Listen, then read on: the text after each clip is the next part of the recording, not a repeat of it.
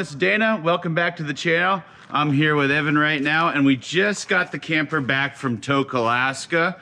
If you remember, last week we had the trailer, the tongue on the trailer broke right under here, and I'll put that picture on the screen so you guys can remember what it looked like. But right under here is where it broke, and I had a shop in Tok weld it back together for me. So you can see they did a pretty good job welding it back together, good enough to get it back home.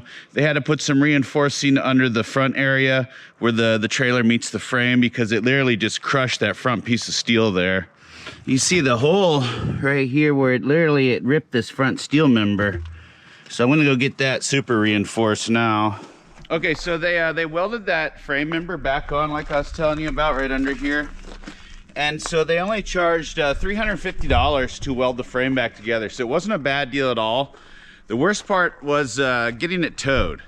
So getting it towed was about $1,700, and that was towed from the border down near Beaver Creek, Canada, back over to Tok, Alaska. So that was the expensive part. Luckily, insurance is gonna help with that part. The repair was not expensive at all. So Alcan Legends towing really helped us out there and got us back on the road. All right, everyone. Well, have a great one. We'll see you later.